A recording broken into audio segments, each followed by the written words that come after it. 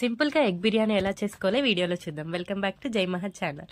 First రైస్ని ఉడకబెట్టుకోవాలి మసాలాలు వేసి, తర్వాత ఒక జల్లిబుట్టలో వేసి ఆరబెట్టుకోవాలి. ఆ తర్వాత ఉప్పు, కారం, పసుపు, ఆయిల్ వేసుకొని బాగా ఫ్రై చేసుకోవాలి బాయిల్డ్ ఎగ్స్ని. ఆ తర్వాత ఇంకో గిన్నెలో ఆయిల్, మసాలాలు, అలాగే ఆనియన్, పచ్చిమిర్చి కూడా వేసి మంచిగా ఫ్రై అయిన తర్వాత కొంచెం కొత్తిమీర వేసుకొని కలుపుకొని, పుదీనా వేసుకొని మళ్ళీ కలుపుకోవాలి. ఆ తర్వాత అల్లం వెల్లుల్లి పేస్ట్ వేసేసి బాగా కలుపుకున్న తర్వాత టమాటాని మిక్సీ పట్టి దాన్ని ఇందులో వేసుకోవాలి. ఉప్పు, కారం, పసుపు, ధనియా పౌడర్, గరం మసాలా వేసి అలాగే పుదీనా, కొత్తిమీర వేసి కలపాలి.